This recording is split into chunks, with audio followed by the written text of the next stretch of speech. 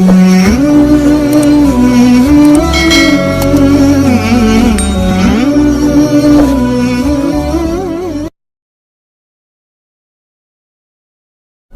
kalanya telinga itu bosan mendengarkan nasihat, muak, jemu, letih.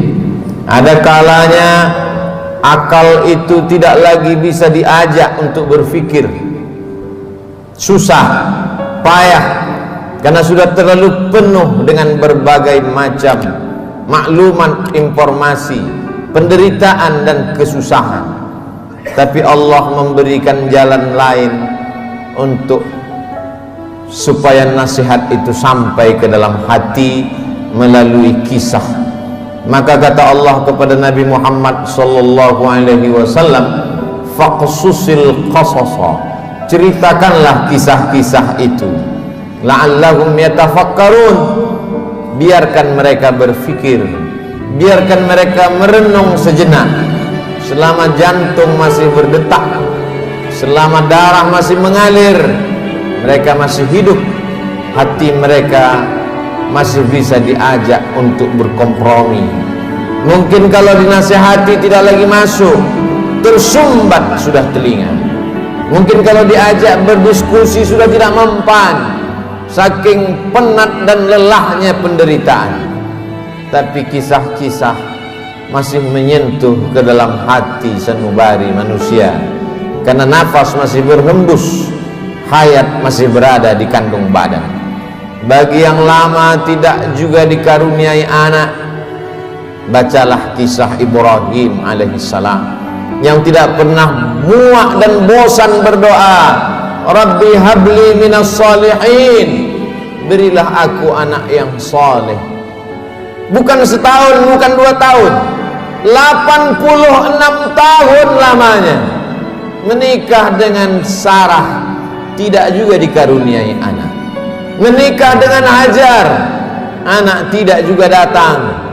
Mereka mengatakan istrinya mandul, mereka katakan tangan mungkin punya anak, karena tulang sudah rapuh, kepala sudah diselimuti uban, mustahil punya anak. Tapi Allah ingin menunjukkan kuasanya.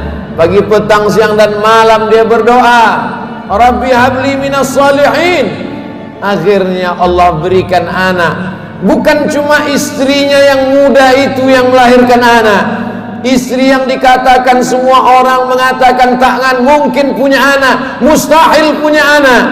13 tahun setelah kelahiran Ismail, Sarah mengandung, lahirlah Ishak. Ketika itu umur Nabi Ibrahim 99 tahun. Allah ingin menunjukkan kuasanya. Innama amruhu idza arada syai'an ayyaqula lahu kun fayakun. Setan berbisik, mengapa dia yang pacaran, dia yang berzina, sekali berhubungan kelamin langsung punya anak? Mengapa dia yang melakukan hubungan tidak halal, tidak ada akad, tidak ada saksi, tidak ada mahar, tidak ada izin orang tua, mengapa begitu mudah? Memang itulah kerja setan. Alladzi waswisu fi sudurin nas la'atiyannahum min baini aydihim, aku akan datang dari depan, wa min khalfihim, dari belakang, wa an aymanihim, dari kanan, wa an syama'ilihim, dari kiri. Memang begitulah kerja-kerja setan dari bentuk jin. Syayatinul jinni wal insi, ada pula setan yang berbentuk manusia, yang kerjanya menghangat-hangatkan hati, memanaskan perasaan, sehingga mendidih bergejolak sampai pada mencaci maki Tuhan. Beristighfarlah, minta ampun kepada Allah. Bacalah kisah-kisah mereka, bagaimana susahnya Nabi Zakaria berdoa kepada Allah, Rabbi habli min ladunka dzurriyyatan thayyibah, berilah aku keturunan yang baik-baik ya Allah. Allah berikan keturunan yang baik. Anak itu bernama Yahya, seorang perempuan lama tidak punya anak, namanya Hannah. Dia berdoa kepada Allah, Rabbi ya Allah, inni aku nazartu bernazar laka ma fi batni muharrara, kalau aku punya anak, kalau aku bisa mengandung, anakku ini akan kujadikan muharrara khalisan li khidmati Baitul Maqdis. Dia tidak akan menjadi petani, dia tidak kusuruh bercocok tanam, dia tidak akan mencari ikan di tengah laut menjadi nelayan, dia tidak akan menjadi pegawai kerajaan, dia hanya akan aku jadikan muharrara, menjadi pelayan Baitul Maqdis. Hidupnya hanya akan menjadi pelayan rumahmu ya Allah, dia tidak ada kerja lain. Kuwakafkan anakku ini untukmu ya Allah. Fataqabbalaha rabbuha, Allah kabulkan doanya biqabulin hasanin wa anbataha nabatan hasana. Anak itu tumbuh dengan pertumbuhan yang baik. Wa inni sammaituha Maryam, anak itu aku beri nama Maryam. Wa inni u'idzuha bika wa dzurriyyataha, aku minta perlindungan kepada engkau, bukan hanya kepada dia, wa dzurriyyataha, tapi sampai kepada anak cucunya, minasyaitonir rajim, supaya jangan sampai dia diganggu, digoda oleh setan yang terkutuk. Begitulah mereka orang-orang yang soleh. Ibrahim, Zakaria, Hannah, suaminya Imran, satu surat khusus untuk mereka. Nama suaminya Imran, nama istrinya Hannah. Hannah melahirkan anak Maryam, Maryam melahirkan anak Isa.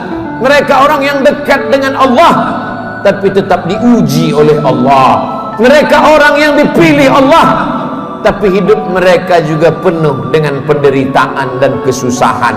Lalu siapa kita yang baru sekali dua menempelkan kening ke lantai bermunajat kepada Allah, merasa hidup mesti senang, hidup mesti tenang, hidup mesti kenyang, padahal kita tak layak untuk menenteng sandal alas tapak kaki mereka. Kita bukan apa-apa dan kita bukan siapa-siapa. Bagi yang hidupnya selama ini berada di istana yang megah dan cantik, penuh dengan emas, berlian, permata, harum, semerbak, tiba-tiba tercampak dan terbuang, bacalah kisah Musa alaihissalam. Dibesarkan di istana Fir'aun, lengkap dengan pelayan, makanan pakaian terjaga bersih rapi, penuh dengan dayang-dayang, sampai akhirnya dia melihat ada dua orang yang sedang berkelahi. Fawakazahu Musa, Musa melerai, jangan kalian bergaduh, jangan berkelahi. Tapi kedua orang ini tidak juga menghentikan perkelahiannya. Fawakazahu Musa, Musa meninju dan memukulnya. Orang yang dipukul itu mati, dan kebetulan yang mati itu adalah masyarakat kelas atas, masyarakat keluarga Fir'aun. Musa takut, dia pergi bernaung di bawah kayu yang rindang sambil berpikir meninggalkan istana Fir'aun yang megah, gagah, perkasa. Ketika Nabi Muhammad SAW Isra Mi'raj, Nabi melihat dari Burak turun ke bawah. Dia lihat ada pohon yang rindang di tengah gurun pasir. Nabi bertanya kepada Jibril alaihissalam, pohon apa itu Jibril? Jibril menjawab, itulah pohon tempat bernaungnya Musa alaihissalam ketika dia terusir dari istana Fir'aun. Ayah tidak ada, ibu tidak ada, istri tidak punya, anak apalagi, sebatang kara, terbuang jauh dari istana. Satu-satunya berpegang teguh hanya kepada Allah. Orang yang bersama dengan Allah hatinya menjadi ramai walaupun dia di tengah kesunyian. Orang bersama dengan Allah dia bahagia walaupun dia dalam kesusahan dan penderitaan. Orang yang bersama dengan Allah tak pernah putus asa. Bersama dengan harta akan binasa, bersama dengan kemegahan, kemuliaan, jabatan akan berakhir. Bersama dengan dia, siapa dia? Al-Hayyu, maha hidup, bersama dengan dia. Siapa dia? La ta'khudhuhu sinatun wala naum. Dia yang tak mengantuk dan tidak tidur. Ternyata itu hanya skenario Allah. Allah ingin melepaskan Musa dari kungkungan harta benda, dari cengkraman kekuasaan Fir'aun terlaknat.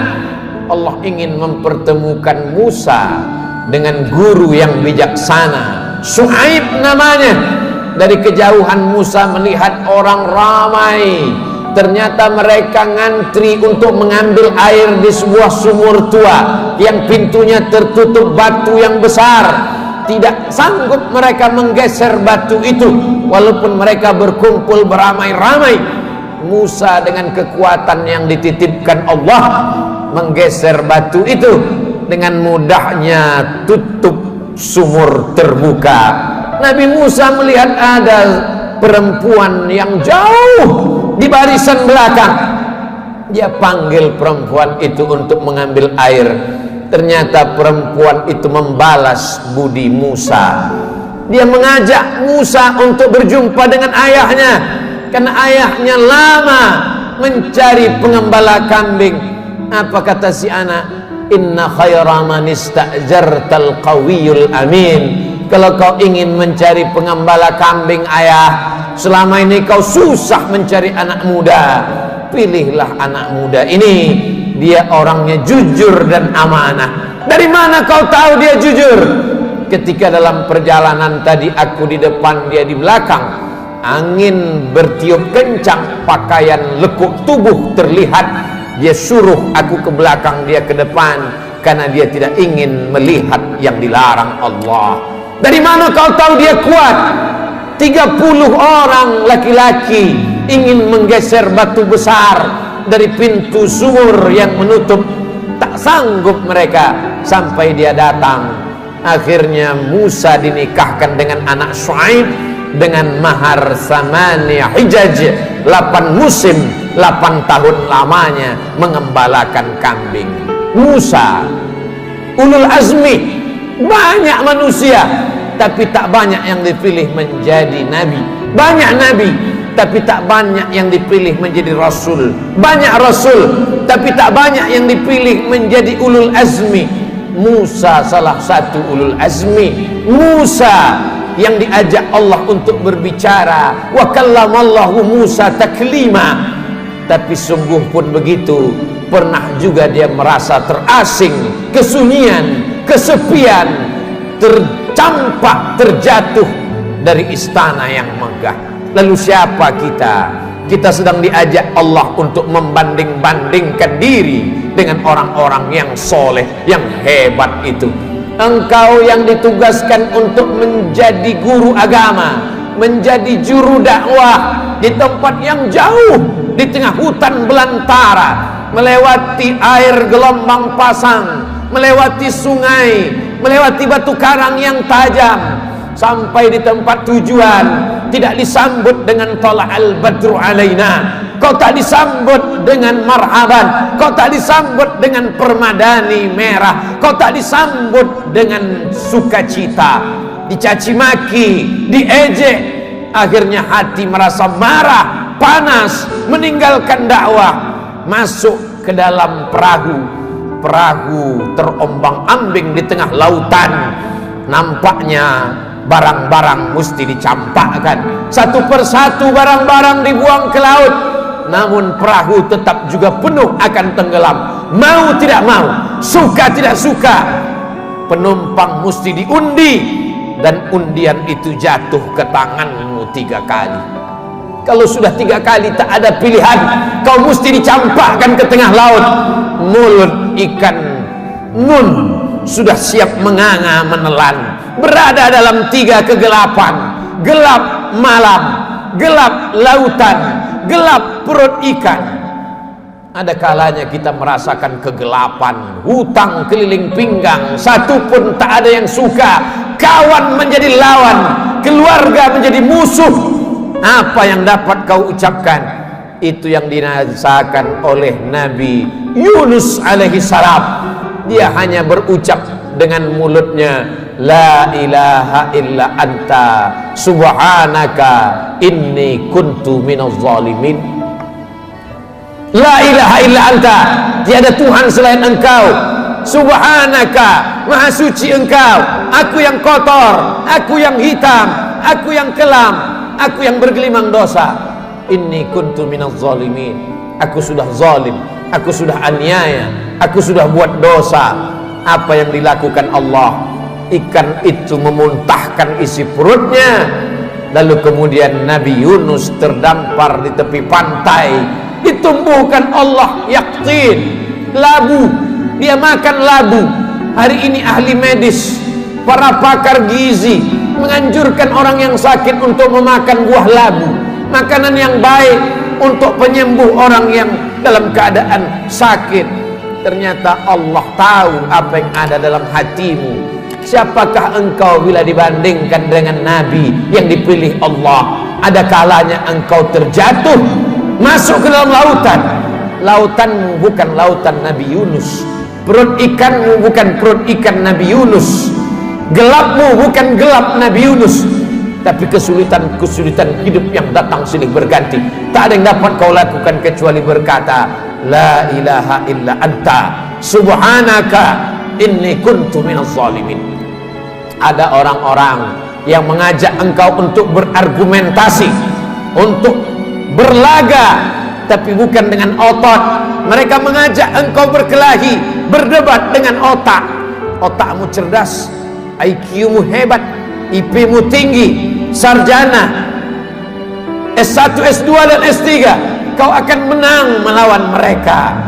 Mereka bertanya, a anta fa'alta hadza bi alihatina? Kaukah yang sudah menghancurkan berhala-berhala kami? Kaukah yang sudah meluluh lantakkan sembahan-sembahan kami?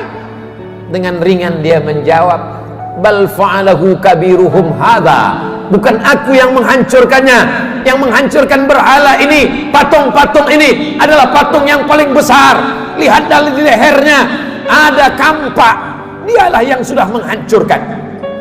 Ternyata orang-orang yang hebat berargumentasi itu, ketika dia kalah, dia tidak pakai otaknya, tapi yang dia pakai ototnya, yang dia pakai tenaganya, yang dia pakai kekuasaannya, yang dia pakai jabatannya. Kumpulkan semua kayu-kayu, bakar. Mereka membakar Nabi Ibrahim karena kalah berdebat dengan otak. Mereka pakai otot, jabatan, kekuasaan, tenaganya mereka pakai. Bakar, harriquhu, bakar dia. Tidak ada tempat berserah diri kecuali Allah. Nabi Ibrahim hanya meminta, bermohon kepada Allah.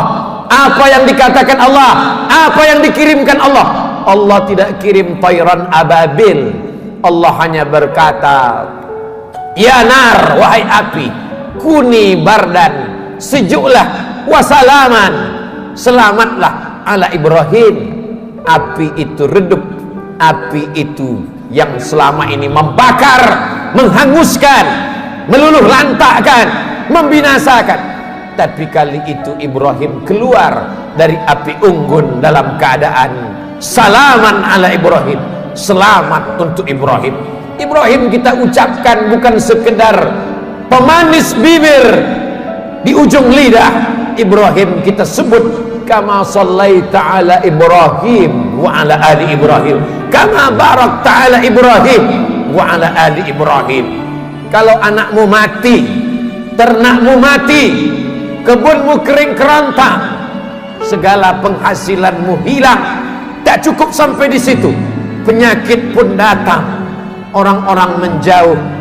Bacalah kisah Nabi Ayub alaihissalam. Adakah Nabi Ayub berkeluh kesah? Adakah Nabi Ayub berkata, aku ini Nabi, kenapa anakku mati? Aku ini Rasul, kenapa ternakku mati? Kenapa kering kerontang? Dia hanya berkata, Rabbi, ya Allah, anni massanyad dur, aku kena penyakit ya Allah, wa anta arhamur rahimin, engkau maha penyayang di antara yang sayang. Tidak ada Nabi Ayub berkata sehatkan aku. Nabi Ayub tak minta sembuhkan aku. Dia hanya berkata anni massanyad dur, aku kena penyakit ya Allah, wa anta arhamur rahimin, engkau maha penyayang di antara yang sayang. Dia malu meminta kepada Allah, dia malu berkeluh kesah kepada Allah, dia malu. Malu adalah satu cabang dari iman. Malu kepada manusia biasa, malu kepada malaikat biasa, tapi ini malu berkeluh kesah kepada Allah, malu meminta kepada Allah. Itulah akhlak para nabi. Faqsusil qasasa, ceritakan kisah-kisah itu, la'allahum yatafakkarun, mudah-mudahan mereka berfikir. Kembali kepada Al-Quran, baca Al-Quran, baca terjemah, baca kisahnya, menyejukkan hati, menenangkan jiwa. Barakallahu li wa lakum fil Qur'anil azim, wa nafa'ani wa iyyakum bima fihi minal ayati wadh-dhikril hakim, wa taqabbala minni wa minkum tilawatahu innahu huwal ghafurur rahim.